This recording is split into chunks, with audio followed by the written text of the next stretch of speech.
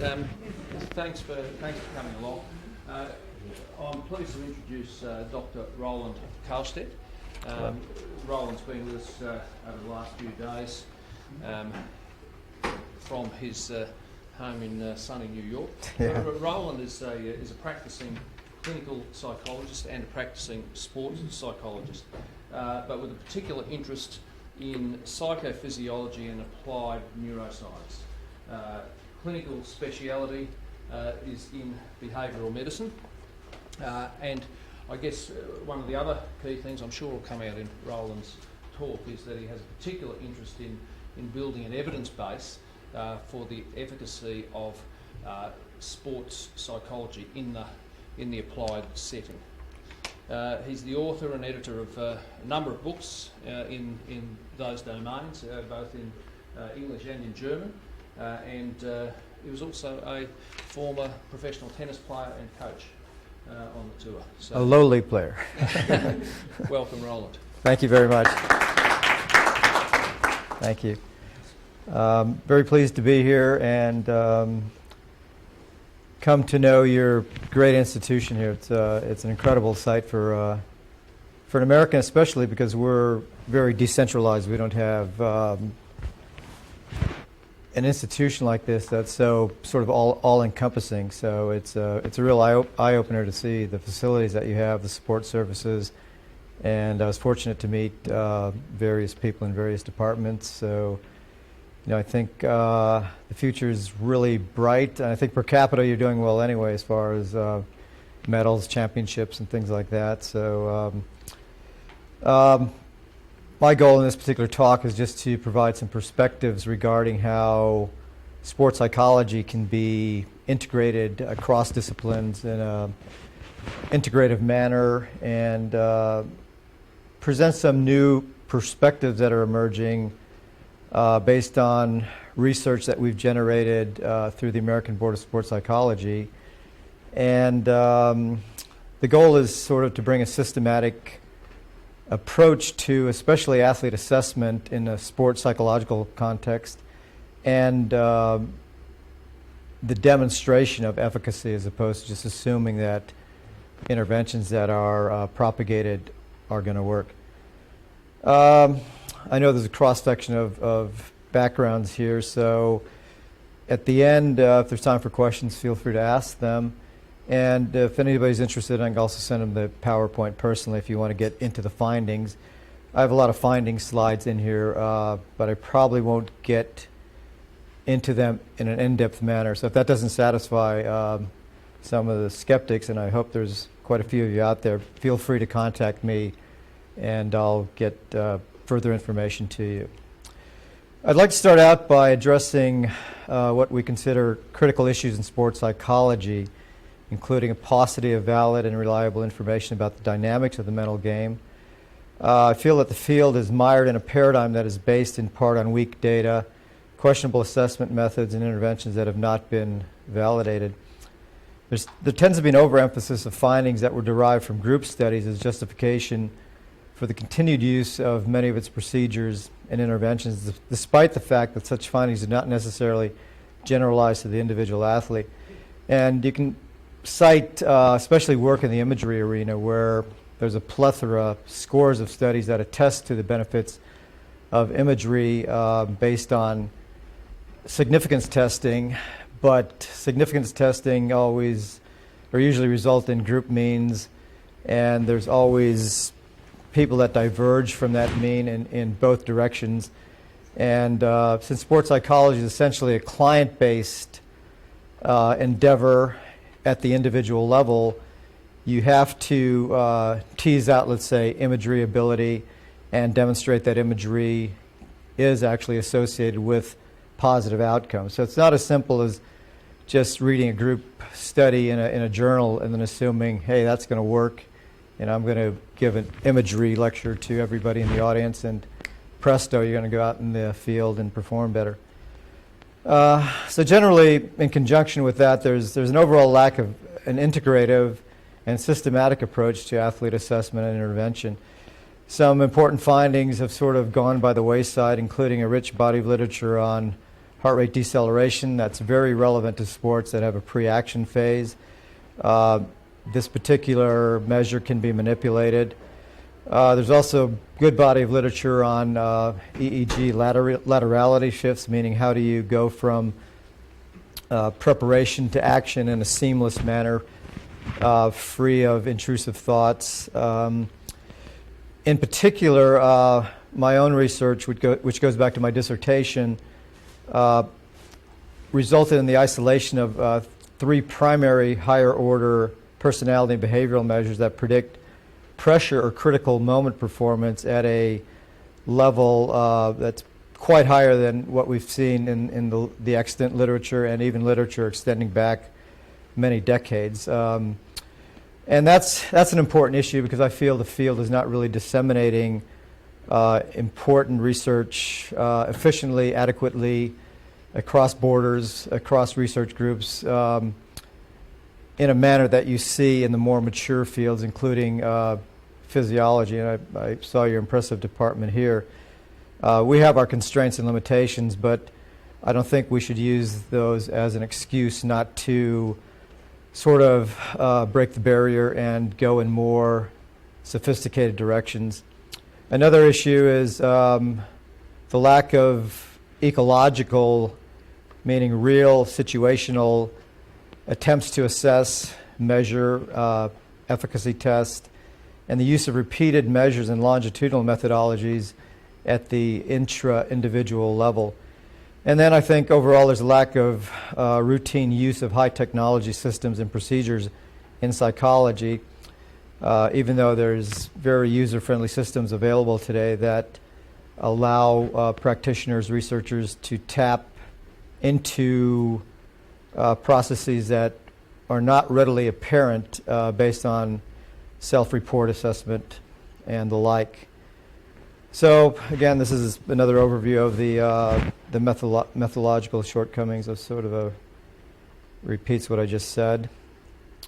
So I think it's time for a real major paradigm shift with the current cliche-laden just-do-it approach needing to be replaced with methods that operationalize and define numerous nebulous constructs that pervade applied sports psychology today, including the idea of zone, mental toughness, focus, which I tend to see as buzzwords that have limited scientific meaning. As part of this paradigm shift, we need new approaches to the evaluation of athletes that produce meaningful and useful information regarding an athlete's psychological performance that has a high degree of ecological validity and reliability. That means transferability to the field, to the actual playing field. And just as a coach may know an athlete's vertical jumping ability, foot speed, performance averages, technical propensities, body fat index, and oxygen uptake, the time has come to develop an individualized normative database or basis on psychological and neuropsychophysiological functioning in athletes for assessment, diagnostic, comparative, and intervention purposes, such as an athlete's attention and motor control thresholds, brain processing speed and reaction time, frontal lobe error rate and how that relates to subsequent performance, psychophysiological reactivity indexes, a low-tech but very revealing measure, our critical moment psychological proficiency analyses that I'll demonstrate in the afternoon or later on this afternoon on the tennis court. Then heart rate variability and deceleration response parameters, which can be gleaned fairly efficiently, and they're quite revealing as to what's occurring in the pre-action phase. So meaning if you can control what's going on immediately prior to action, that can be revealed using some very user-friendly technology.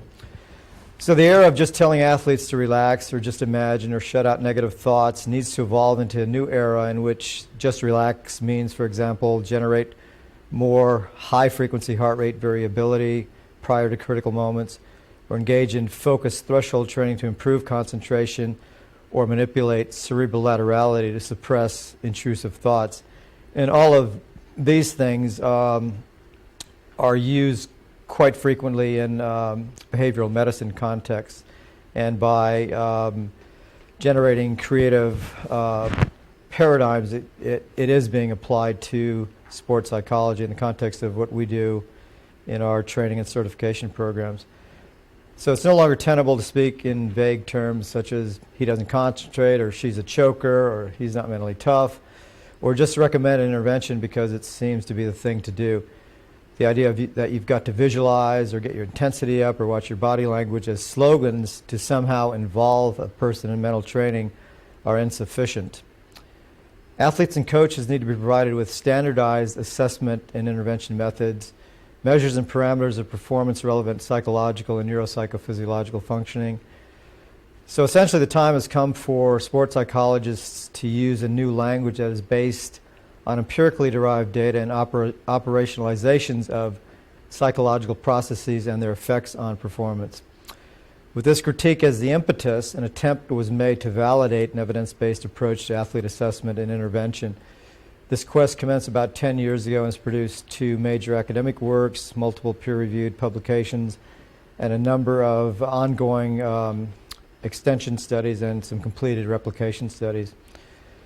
So this protocol that we designate the ABSP, or American Board of Sports Psychology protocol, involves various phases. The first phase was a validation process in which we integrated literature from numerous subfields in psychology that were most relevant to the key components of psychological performance, including attention, focus, physiological reactivity, and brain and cognitive processing.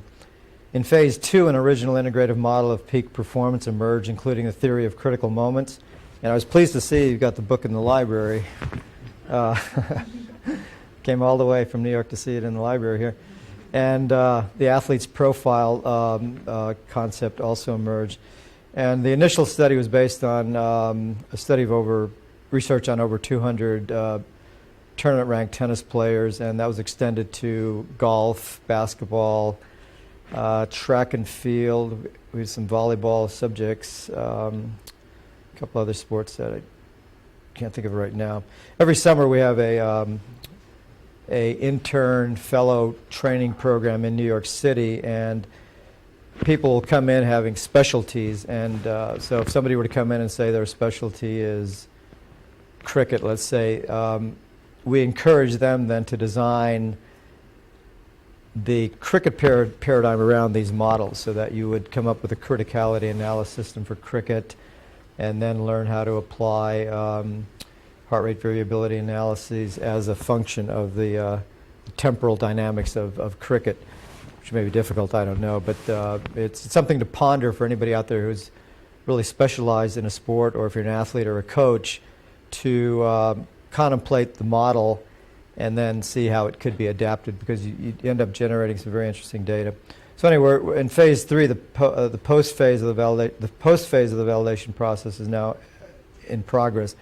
And again, it's continually focused on replication and extension, and amending the initial model as necessary, with special attention being paid to further expanding an infrastructure of practitioner researchers who are trained to administer this particular protocol.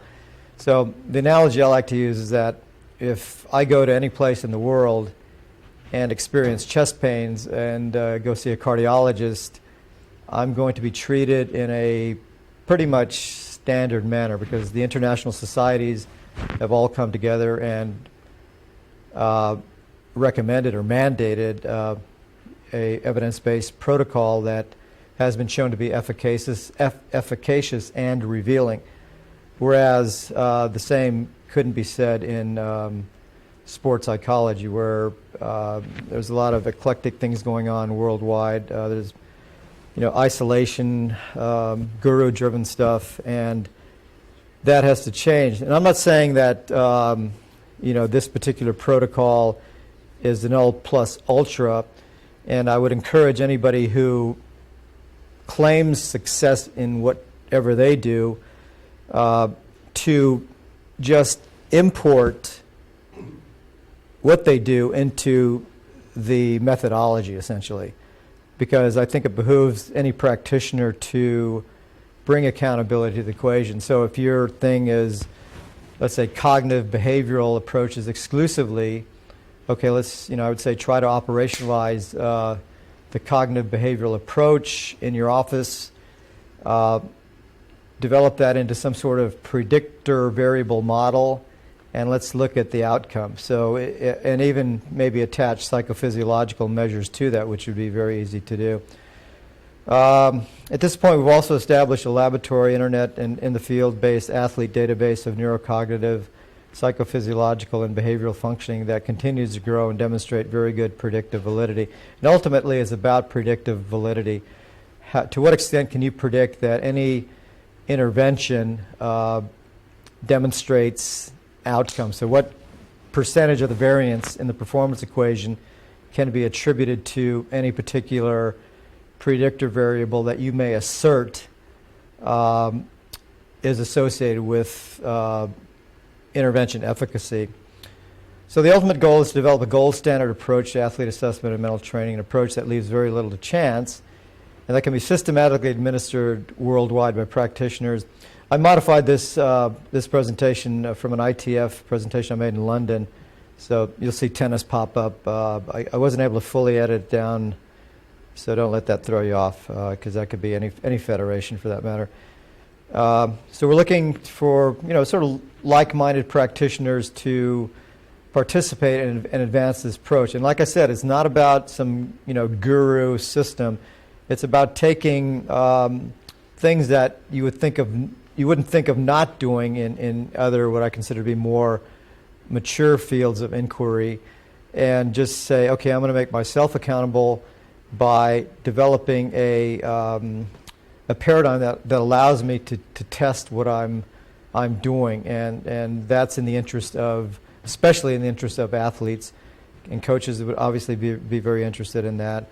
And I think practitioners in sports psychology sort of have to get on board, and I think it can be done efficiently, and that's something I would try to bring to the Australian Institute of Sport, because you can involve undergraduates, graduates, good athletes who are very interested in sports psychology to help gather grassroots data, like do, let's say, criticality analysis in conjunction with their team competing. So if somebody's not a starting athlete, if they learn the system, they could still do the criticality approach. And of course, we would do inter-rater reliability testing to make sure that there's a strong concordance in rating if we do get it as sort of qualitative rating systems. But that's ultimately the goal. So to summarize, the ABSP protocol is an evidence-based, comprehensive evidence-based system of athlete psychological assessment, mental training, especially intervention efficacy testing, and the creation of databases of neuropsychophysiological functioning, not in their own right, but in the context of numerous relevant, potent, important outcome measures. So one goal in the future of especially large organizations with great support systems and structure, such as AIS, would be able to develop this very, very quickly, I think, and use it for decades to come for comparative purposes, even longitudinal comparisons of an athlete who comes into the system, check them out 5 years later, and then maybe at 10 years, if they start slumping, then you can go back and see, okay, where are the differences? And the database would also be very integrative, interdisciplinary in nature. And I was discussing some brainstorming with various people from various departments and how that could be done. And I think one thing we really could do as sports psychologists is routinely provide assessment methods, possibilities, instruments that could be tacked on to ongoing, real hard science studies, whether it's physiology, biochemistry, blood workups, to see to what extent the psychological variables then influence achieving peak performance, or especially when there's decrements. I was talking to the head of physiology today, and one issue is if you're physiologically fully on target, meaning all of your values are looking good and you should be in peak physical performance, your blood work is looking great and everything, and yet you still falter. If you had a psychometric attached to that a priori, you could predict, especially on the basis of the measures that I've isolated, to what extent the combination of these measures that I'm going to be getting to shortly actually may have influenced or affected performance, despite all the positive indicators that all systems are go, basically. So the sort of the step-by-step of the protocol involves routinely either administering the clinical version of the athlete version of the CSA scale. And what that is essentially subliminal attention, which is a correlate of hypnotic susceptibility, subliminal reactivity, which is a virtual mirror of neuroticism in terms of physiologically or psychophysiologically. And then we have subliminal or repressive coping. So these three measures have emerged as primary higher-order factors in predicting pressure performance, so critical moment performance. How does somebody perform when they reach their pressure threshold? And they've been very potent predictors. We've had one study where up to 70% of the variance in critical moment, criticality level 5 points were predicted on the basis of being high in hypnotic susceptibility, high in neuroticism, and low in repressive coping.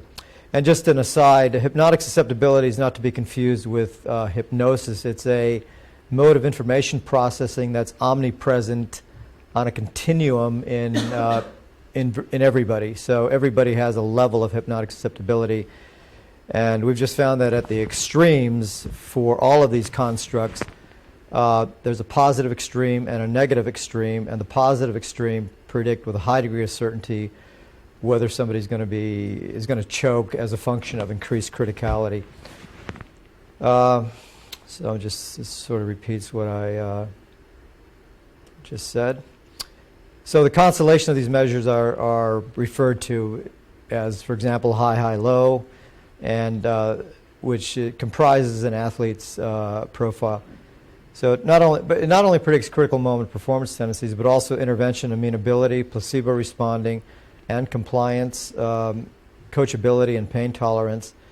And I'll just briefly try to explain some of the dynamics. And these measures, you might say, well, how come I've never heard of these measures? And that just sort of reflects the state of inadequate information dissemination across disciplines.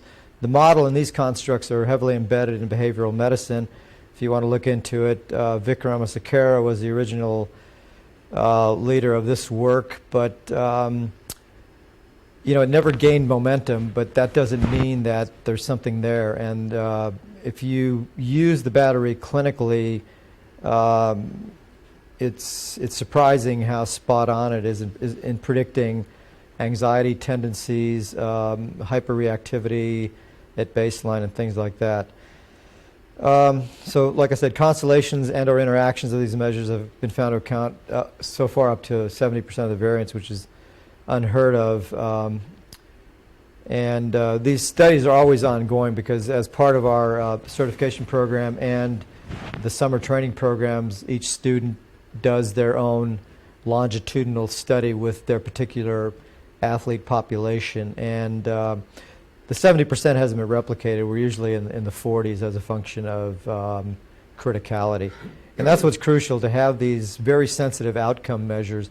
So it's not like just saying, okay, I'm going to look at these measures in the context of won loss percentage or something like that. You really have to get down to the micro level, and that's sort of been, that was my critique of personality research in sports psychology, because it tends to be, you latch on to these tests, or you might generate your own constructs or instruments, and you come up with information. So you could say you have this and this typology, or your MMPI-2 shows that you're this, this, and that. But if you cannot link that to objective indicators of performance, potent indicators, then it's just information that may be meaningless in a performance context. I mean, it could have clinical implications, but that's not what I'm addressing in the performance enhancement context. So again, the profile that's emerged as the most performance facilitative, meaning if you're blessed with this profile, you're probably the type of athlete that wouldn't even dream of not doing their best when everything's on the line. You wouldn't even think of that. So if you're blessed with that, there's a brain dynamic occurring that allows a shift from left prefrontal strategic planning to motor cortex activation, free of any sort of intrusions, even in the most critical of situations. Whereas the most disruptive profile is high hypnotic susceptibility or subliminal attention, high neuroticism or subliminal reactivity, and low subliminal coping or repressive coping. And I think later on there's a chart that shows the dynamics of that. Well, why don't I just go over it real quick. Essentially, people who are high in hypnotic susceptibility have sort of this developed ability to really focus on tasks at hand, especially relevant, salient tasks, without any distractibility. So they can really hone in, lock in, without any disruption. And most athletes who are good, have a certain skill level, they do this automatically at baseline. So these profiles don't really kick in terms of disruption or facilitation. I mean, the positives facilitate the entire time, but the disruptive factors don't necessarily kick in until the pressure thresholds have been reached.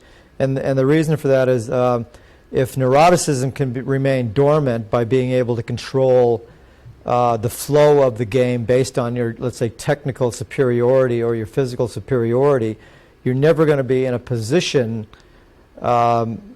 to experience what would occur as pressure goes up. So once pressure goes up, the high neurotic, or the person who's high in neuroticism, tends to generate nonstop catastrophic thoughts that also can set off panic attacks in clinical contexts. And what happens if they're concurrently high in hypnotic susceptibility, they no longer focus on the external task at hand, and they lock in on their own negative, disruptive, catastrophizing, intrusive thoughts. And when that occurs, your motor system's out of whack.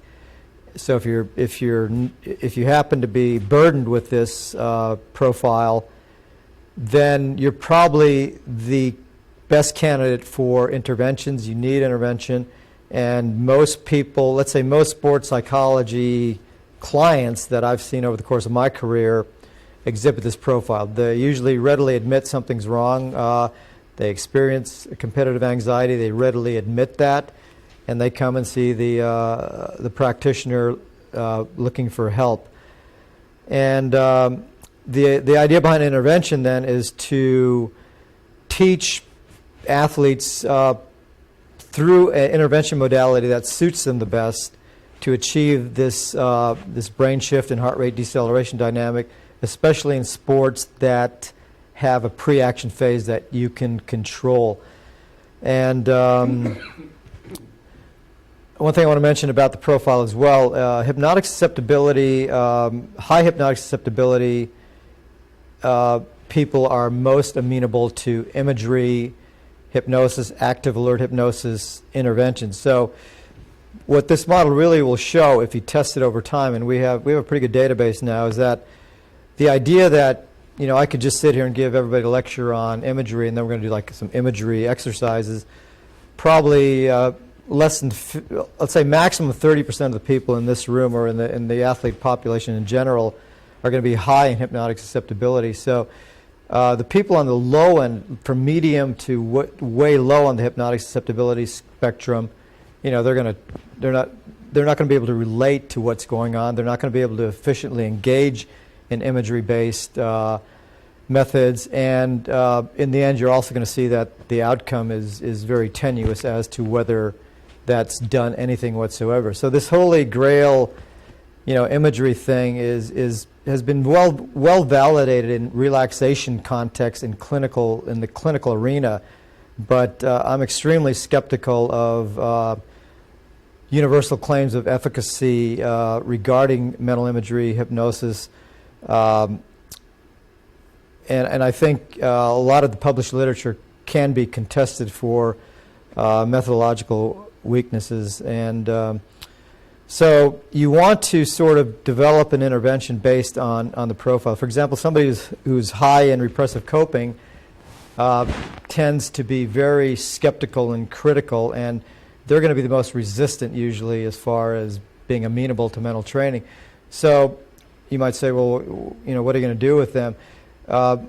What's always important with an athlete population is to gain information and glean information. So you usually can appeal to somebody who's high in repressive coping in saying that, hey, you're going to be helping us out. We want to do this to get additional information. And if they get the impression they're helping you out, they're going to be more amenable to at least being available for assessment purposes, because you want to assess athletes continually, especially in an organizational context, and then see how those assessments predict performance.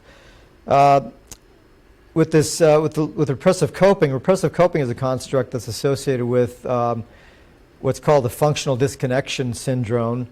Doesn't have to be called a syndrome, but it's been labeled that way. And essentially what that does, it's been demonstrated through neurophysiological or EEG studies that people who are high in repressive coping have the functional ability to shut down the transfer of the interhemispheric transfer of negative affect from the right frontal regions where neuroticism, negative affect have been generally localized, from getting into the ruminative left prefrontal areas where strategic planning takes place. So they just have an uncanny developed ability to, there's no transfer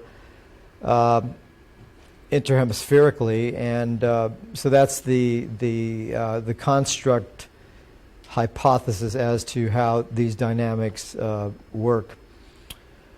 Might get back to that a little bit later. Regarding the progression of the protocol, the next step after the initial establishment of the athlete's profile would be psychophysiological stress testing. And we validated a paradigm. It's just an adaptation of backwards counting, arithmetic backward counting. And we've settled on counting backwards from 1,000 by 7 while being measured for heart rate variability. And what we find is that people with the worst profile, meaning the high, low profile, they tend to be most reactive from the baseline to the stress condition, meaning that their baseline measures, and by the way, heart rate variability is not just heart rate. There are numerous measures embedded in that, including what are called time domain and frequency domain measures that reflect changes in the autonomic nervous system. So whether it's sympathetic nervous system predominant versus parasympathetic predominance. And what is most sensitive to the stress test as a function of the profile is the ratio of low frequency to high frequency autonomic frequency measures. And we have a pretty large database now that shows the greater the deviation from baseline to the stress condition. And I might point out, though, it's not the mean change. It's individualistic. So each individual could be exhibiting different levels of sympathetic or parasympathetic balance or autonomic balance, but the change in that individual, the magnitude of change, even if you're in the relaxation side, which would be the parasympathetic side, seems to be more a predictor of how you're going to respond to competitive pressure. So I think I just said all of that.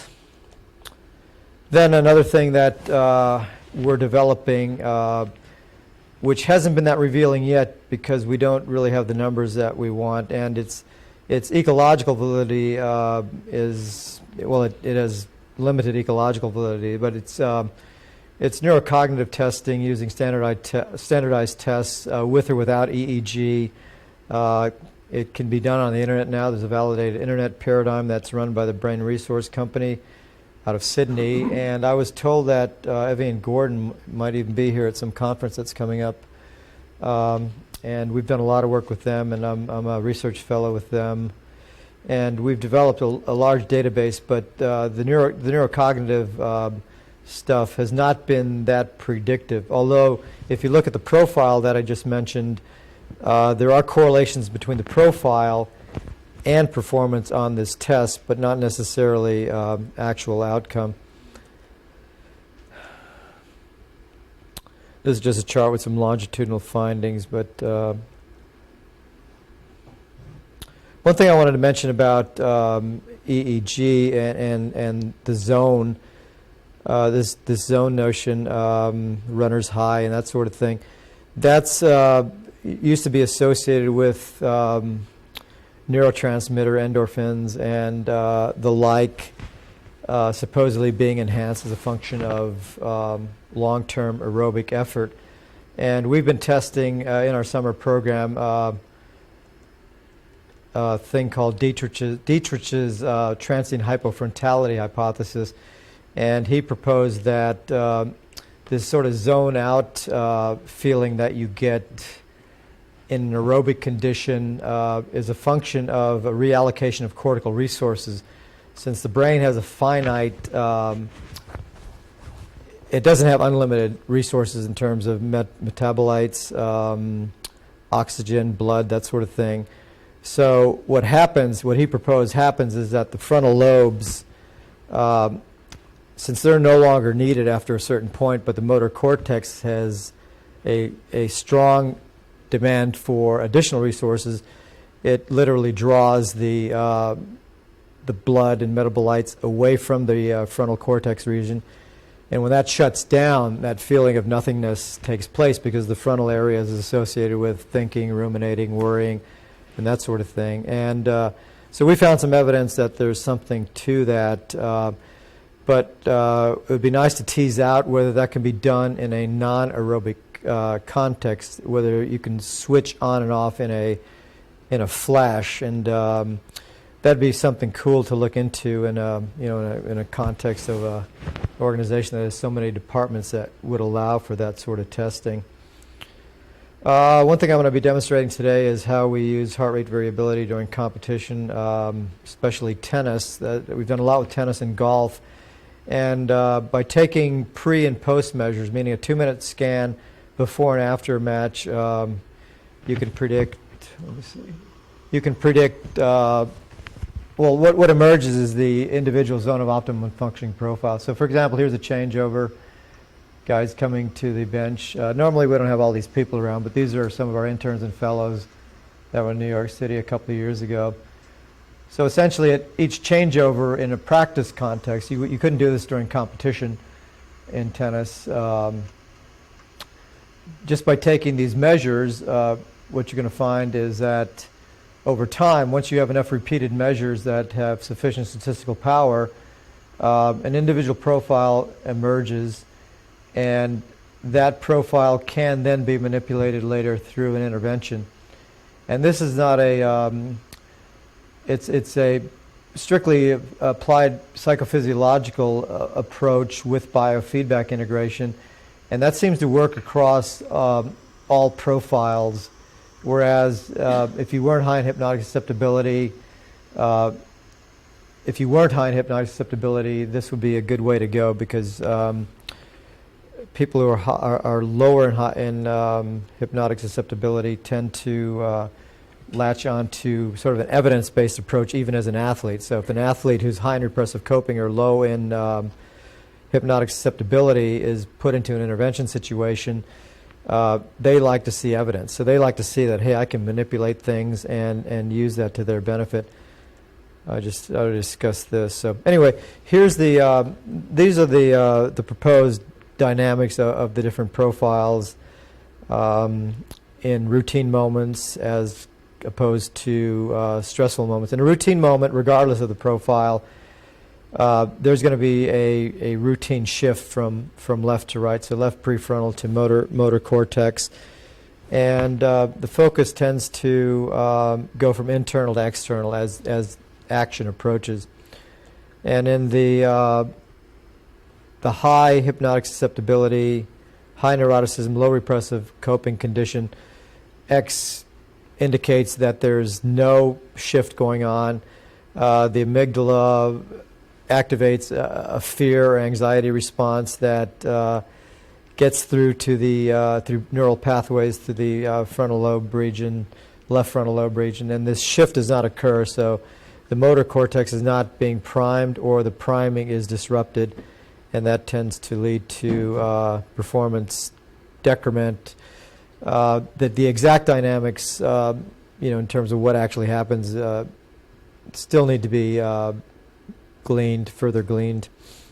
And in the individual who has the ideal profile, which paradoxically it can be either high or low hypnotic susceptibility, low neuroticism, or high repressive coping, they have this ability to block these intrusive thoughts from infiltrating the left prefrontal region, and the amygdala tends to remain dormant. There's some fMRI paradigms being designed, but difficult to test just because, and I'm sort of a critic of not doing ecologically more valid studies. So the fMRI paradigms are tough to carry out. This is from the transient hypofrontality hypothesis. This is the thing. If you look at the first 5 minutes compared to the last 5 minutes, what this indicates is over C3, that's an electrode placement, there's highly significantly more activity, whereas the prefrontal cortex regions went down. So that would be suggestive that there is some substance to the idea that zone states are associated with a reallocation of cortical resources as opposed to a pure endorphin effect. So we still have tons of data on this study, and that would be an interesting thing to bring in to the absolute experts in data analysis. So this is sort of a work in progress, but I think the future, that's something sports scientists should look into in the future. The dynamics of zone, especially at the micro level in sports that aren't aerobically influenced or dominated. There's also a lot of low-tech things you can do, so you don't necessarily have to have a high-tech battery. Just by doing criticality analyses, you can come up with psychological performance statistics, and with tennis players, we tend to document every stroke in practice and matches, and we have a thing called an accountability session, and that could be adopted for every sport. So regardless of what you need to do to maintain your proficiency, at some point there needs to be accountability even in the training environment, and because you're not competing all the time. And we found that by having an accountability court, or we actually have a tennis court that's next to the training court. So tennis athletes that I work with, they rotate into the sports psychology court, and the coaches tend to see how you can bring sports psychology to the playing field, sort of get it out of the office. I'll be demonstrating that later. And what we do essentially is, at any given time, you can randomly say, let's say, Moneyball. So in that moment, an athlete has to do precisely what they're told to do to get credit. And we keep a Moneyball bank going over the course of weeks or however, and you accumulate points, and based on the point accumulation, you could be rewarded or punished. And sometimes it used to be a sort of a physical thing, but nowadays, most athletes like to really push themselves physically. So we try to come up with other ways. Maybe take away your BlackBerry and you can't text for 20 minutes or something like that. That'd probably be a real punishment these days. But we found that by integrating an accountability element into any practice session, it heightens the awareness and the need to be ready to focus in a moment and then also perform. So It's a way of training pressure thresholds, and that's sort of, it's still a work in progress, but in tennis it's been pretty well developed. And what we have with our tennis athletes, I should say clients, these are clients of mine that are playing tennis throughout the world. They get the software system, the heart rate variability software system.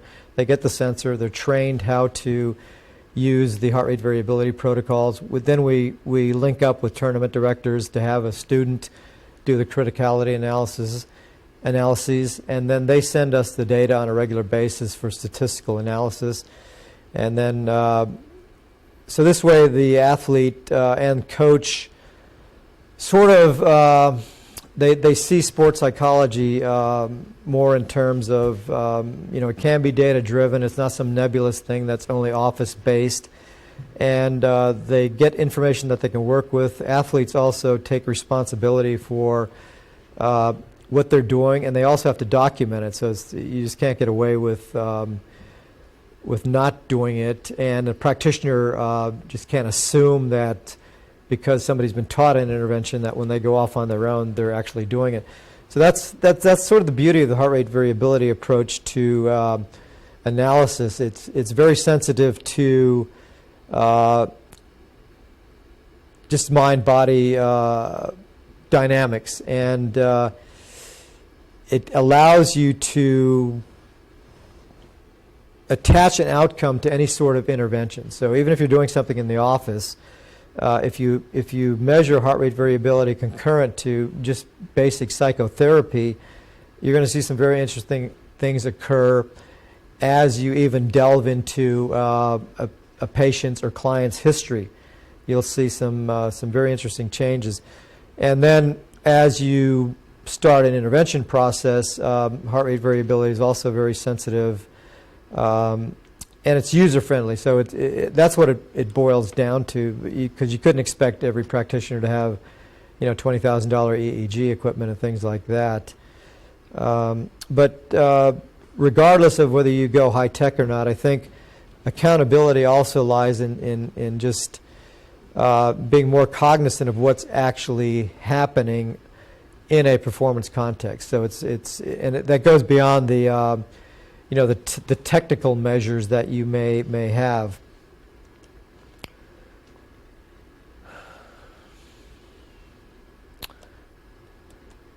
So essentially, the model that's been developed, I'd say the most important resulting finding is just being able to explain so much of the variance in outcome as a function of criticality on the basis of these measures.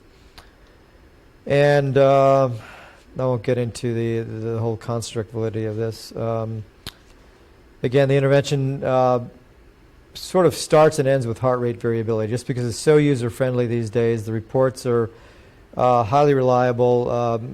The cardiac signal is fairly robust, although you can't do it continually just because you have a lot of artifact, the electrodes shift and things like that. But astoundingly, consistent with what was hypothesized, even if you take a 2-minute measure prior to a match, that is likely to reflect a psychological state that then is predictive of what happens subsequently. And you'll see that emerge after you have enough matches in your database. And then the 2-minute post reflects the psychological progression of the match. And we didn't know if that would be the case when we first started, but an individual zone of optimum functioning profile does emerge for every athlete over time. Neurofeedback is, I don't know how familiar people are with neurofeedback. It's a growth industry in the United States, primarily in the ADD sector as a non-pharmacological approach to the treatment of ADD. But there's also a sort of subculture of practitioners who now are applying it to sports psychology. I'm fairly critical because the paradigms are all office-based, and I haven't seen good evidence in the sport realm that demonstrates efficacy, but I think it holds promise. But I'd like to see the neurofeedback sort of implemented with this frontal lobe protocol in mind to see if consciously attempting to manipulate frontal lobe changes in a static office situation then over time transfers to the ability to do that in a pre-action context or an action context. So I think that's a very potential rich area for development. I think as equipment gets better, we might be able to have portable playing field, on the playing field or courtside EEG equipment that would allow us to, let's say, do a lock-in just prior to competition. So it has to be validated, let's put it that way. But I think it holds promise, and seeing what a fine research organization this is in addition to what you do on the applied side, I think it'd really be worth exploring. That'd be something I'd be interested in helping advance. Active alert hypnosis is something you can pretty much only do with people who are high in hypnotic susceptibility, and I won't go into it too much right now because it's better to demonstrate. But that's something that unless you have training in hypnosis, that sort of fly by you. Yet it's only really applicable to a small subset of athletes. But if you do have that athlete who's high in hypnotic susceptibility and high in neuroticism, it can be a way of helping sort of entrain the dynamics you want to occur free of those intrusive thoughts. This is another experimental thing. Goggle laterality training is also being advanced as being learning to manipulate that shift, but I have qualms about the ecological validity of that, and there's not enough data on that, so it's sort of real experimental. Motor learning, technical, tactical, and focus threshold training. These are other low-tech things that can be done. For example, regarding motor learning or coaching corrections, looking at what does it take to reach a particular technical change threshold, how long is it going to take to consolidate it, what's going to cause decrement, how can you recapture that. So there's a lot of low-tech things that can be done, even in the technical arena. I mean, the tactical arena. In tennis, I think there's a lack of combination training that is used to document or to prepare an athlete prior to competition. I know in baseball in the United States, everybody prepares super meticulously to face a particular pitcher. You know what's going to happen. And in tennis, despite knowledge about an opponent, oftentimes coaches tend to let the players prepare like they want to. So I'm a strong advocate of having even an accountability session within a pre-match preparation. And the way that works is, for example, we would do heart rate variability measure prior to a match to see if the statistical progression and efficiency of what's being done in a pre-match situation then predicts actual match performance. Focus threshold training is something where you stress the attentional thresholds by linking or associating focus and attention with an outcome measure. For example, how many balls can you hit before you make an error? And you'd be surprised, top pros, unless you really motivate them to engage themselves, oftentimes make errors that then later on reflect or are associated with breakdowns during actual matches. So one should not underestimate error rates prior to competition as being trivial, and having somehow the feeling that you're going to be able to just pick it up in a game.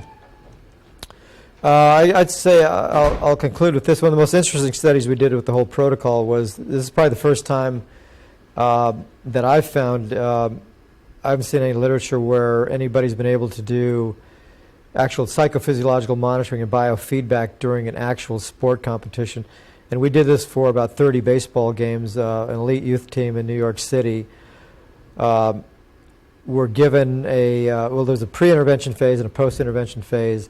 The pre-intervention phase, what we did was monitor the batter prior to coming up to bat, every at-bat for the whole 13 pre-intervention games. And during that segment, they were 8-5.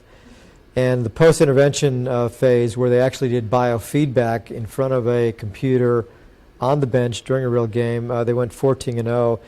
And you could attribute that to, okay, the practice effect or whatever, but the thing is, in the States, youth baseball is so fanatical. Sometimes they play more games in a week than professional baseball teams. So they don't really practice at all. All they do is play games.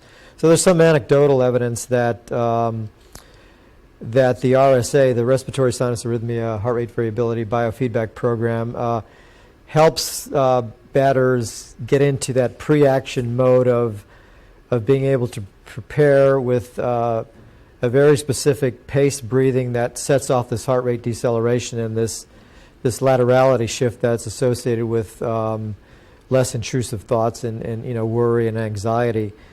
And here's some pre and post measures. Batting average went from 327 to 351.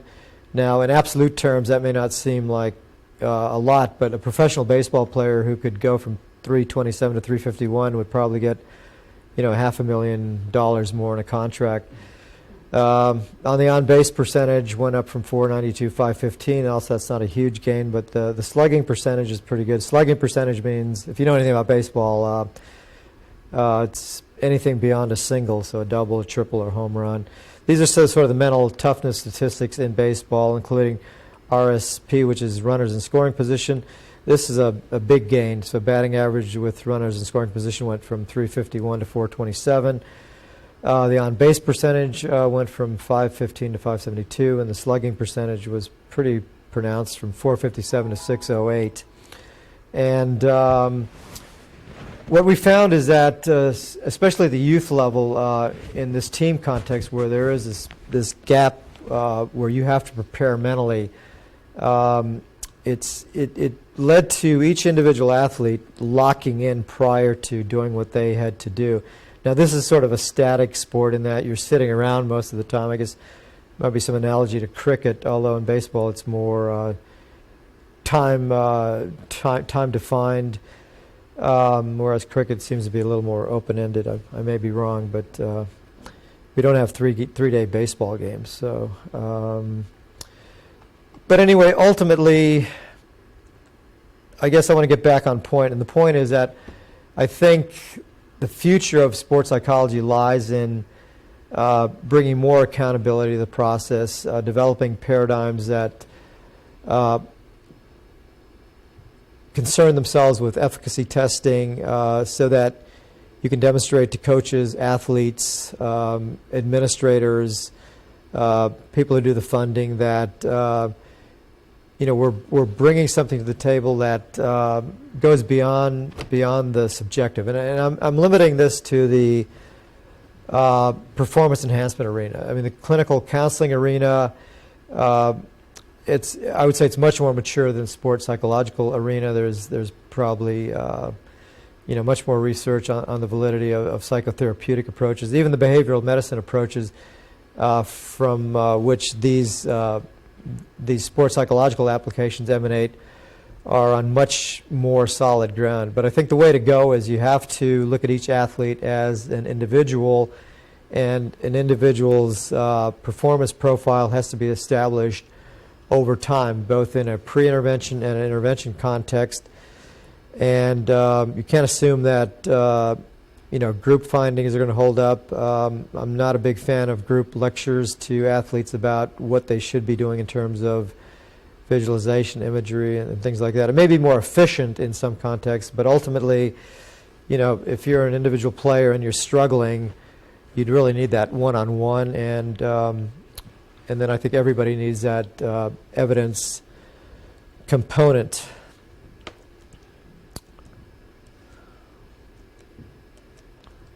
So I guess that's pretty much an overview. And are there any questions, or Phil? I don't know. Maybe we don't have time for questions. Well, we are pretty much done for time, but we've probably got time for one or two. Chris? with your metrics, psychometrics, and I mean that in the most general sense, how many of those are sort of self-reported versus, you know, so an analysis of time series or something like that? Self-report, I'm sorry. Well, in other words, they're, you know, multiple choice question responses or something like that.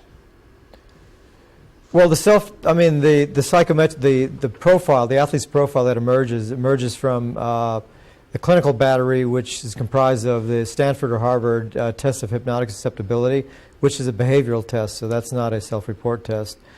The test for neuroticism can be obtained from the NEO, the Isaac Personality Inventory. There's various tests out there that have been validated. And the third, repressive coping, emanates from the Marlowe-Crown scale. And although they are self-report measures, they have been psychometrically validated, meaning that there's lie scales, deception scales built into the mix. And importantly, they then have good construct validity, meaning that if you look at hypnotic susceptibility, the theorizing about the construct finds support in actual brain functioning. So you can localize, to a certain extent, the seat of hypnotic susceptibility or cortical transitions as you go in and out of various hypnotic states. Same for neuroticism. You can well, I'm not going to say pinpoint, but you can diffusely locate seat of anxiety, where it emanates from, and how it's reflected in EEG. And then in repressive coping, I already mentioned that this interhemispheric transfer of negative affect from one hemisphere to the other tends to not exist in people who are high in repressive coping. So that's sort of the neurophysiological or neurobiological evidence that the psychometrics do have credence and are a good approximation of what's going on, let's say, in a person's brain. And then if you can also predict outcome on the basis of that, you're starting to develop construct validity for the model, and this is coming along nicely, and so I think it warrants further dissemination and strong consideration. Thank you. Yes. I understand the psychometrics you're using, but I'm just wondering if you're looking for a desirable profile. Often by the time an athlete's got to the elite level, the athletes then have that desirable profile, and the others have been lost along the way because they're not performing well. So you've already got those athletes identified. So I'm wondering how this fits. Well, I would disagree with that. So. Okay. And the other comment, I can understand quantifying the physiological and the psychological measures has merit, but I think that sometimes coaches are able to identify which athletes don't cope well physiologically and psychologically through qualitative data, but it's again trying to add to their performance in a way that's going to make a difference at that elite level. Well, regarding your first question, the prevalence or the dynamics of these measures, they exist in everyone on a continuum, regardless of age, time of development, or where you're at as an athlete. So you have a level of that measure on a continuum, and if you have the worst profile, meaning you're an athlete, and you could very well be an elite athlete and have the worst profile in terms of this, because the critical factor is how do you respond to increasing criticality or stress. So let's take, somebody asked me about Samantha Stosur, who lost the final of the French Open. She's an elite athlete. She had a 5-0 record against Schiavone. Yet, in the tournament of her life, or the match of her life, she didn't manage to play up to her peak potential.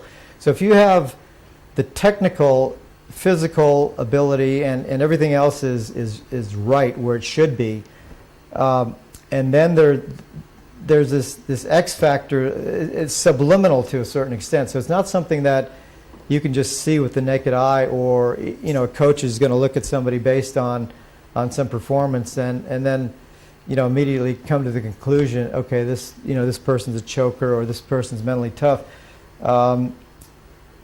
The profile is consolidated by adulthood, and it's a strong predictor also in elite athletes as to whether they're going to be susceptible or vulnerable to criticality. So if I had to place a bet as to whether an athlete's going to perform well in an extremely critical situation, and I knew their profile, the evidence is showing that you don't bet on the person who has the worst profile.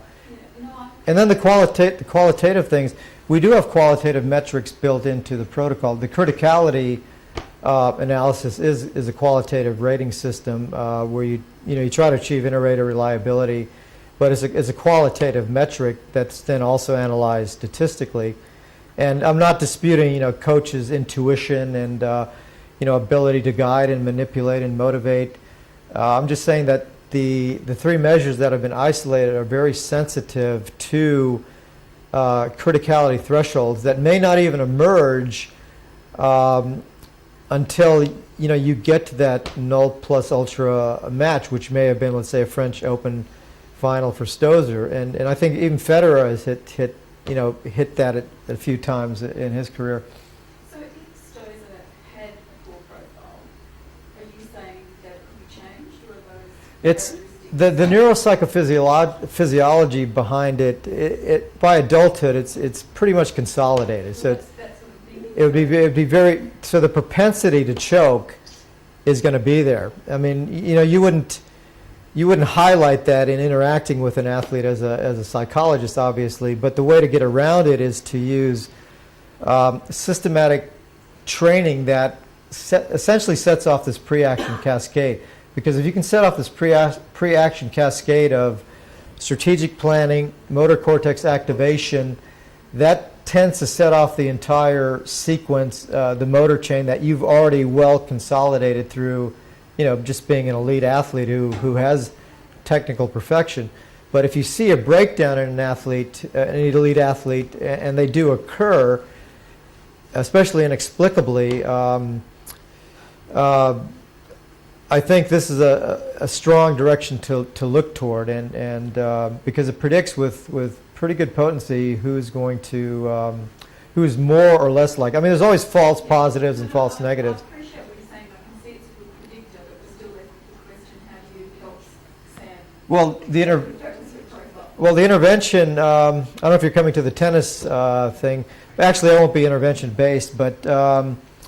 If, let's say, she was high in hypnotic susceptibility, high in neuroticism, low in repressive coping, it would be very likely hypnotic-based, so active alert hypnosis probably would be something she'd be very amenable. Basic imagery as well, but augmented with psychophysiological and biofeedback training, because if you can entrain, if you know that you can set off this cascade repetitively, but it remains to be seen. I mean, I would never make a claim that any intervention is going to work. In fact, my conveyance to an athlete is we try to increase the probability of success, but I never would say anything's going to work. In fact, I'm a total devil's advocate about anything. I actually think applied sports psychology should be almost more sort of information gathering, assessment oriented, until we get to the point where we really can demonstrate greater efficacy. So it's sort of an ongoing quest and major challenge. But there is evidence showing that you should try to match the intervention to the profile, because it strongly predicts amenability and compliance. But yeah, I would never guarantee anything in that direction. Okay. Thanks. Oh,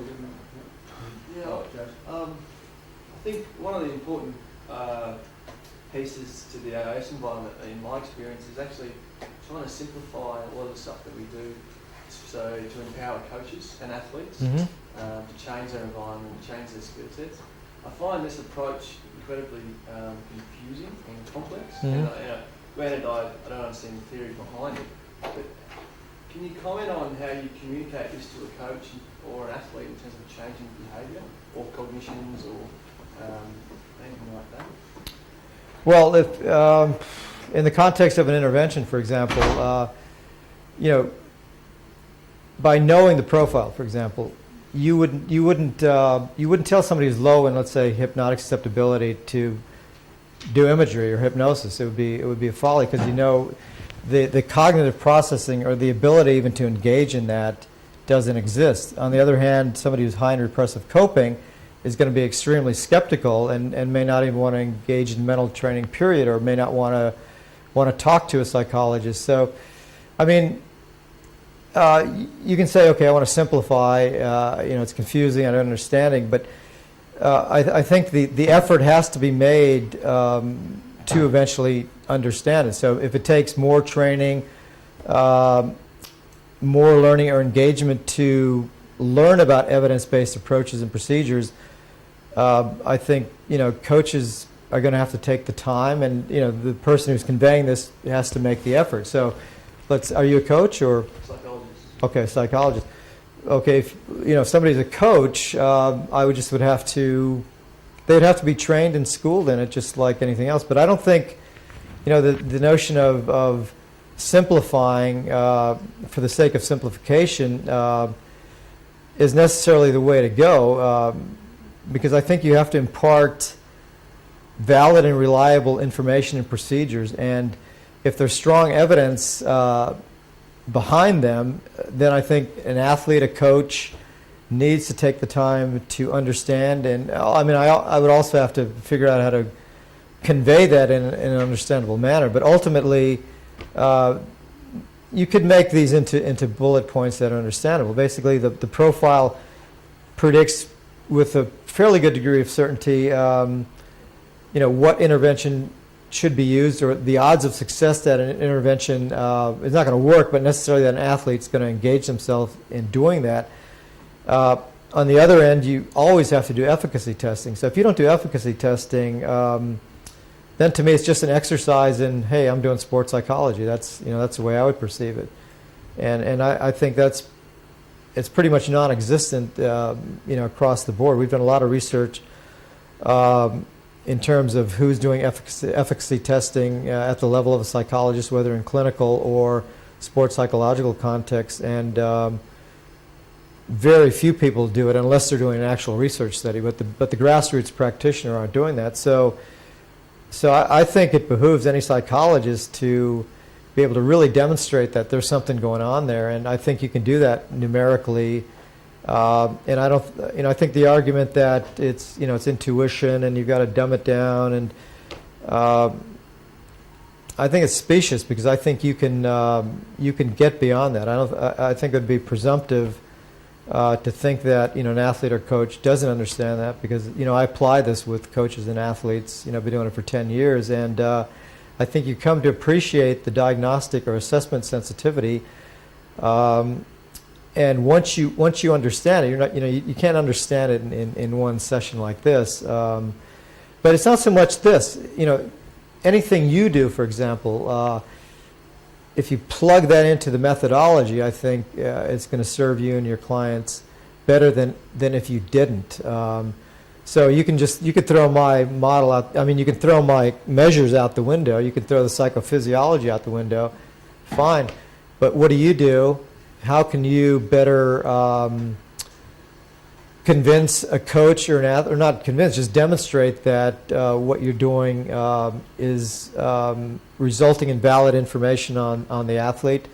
And then if you are doing interventions, to what extent can that be shown to be efficacious? And efficacy is also on a continuum. So, I look at variance explained. So just by structuring it in a certain way, I can come up with a number. If you can explain X amount of the variance based on an intervention, then that could be something, even if it's only 10% of the variance, or that would be high, actually. So that's sort of what I'm advocating for. I'm just bringing these measures into the talk because we've done about 10 years of research on those constructs, and they have a rich history in behavioral medicine, and the linkage is there between attention, physiological reactivity and in cognitive processing. And the talent or the ability to convey that to a coach, I mean, I think that'll always be a challenge regardless of what you're doing. But I'm saying if somebody's interested in the data that's already been generated and that exists, you know, I think you'd want to take the time to really look into it. And I really don't have that much trouble conveying the model to coaches that I work with. But I know it's difficult to just, you know, there's a lot of stuff here to digest, and you know, a lot depends on how you're trained as a psychologist, what your orientation is, what you do, and I'm just saying whatever a psychologist does, I think they can plug what they do into the overriding paradigm, which is sort of accountability based. And I'm not saying it's the all in everything, but I also don't think you know, even though there are, you know, points of contention, you can always say, well, you know, you can't quantify this whatsoever, and that may be a legitimate argument, but I don't think that should detract from attempting to do it. Okay. Thank you very much. Please Thank you for your attention. Roland will be demonstrating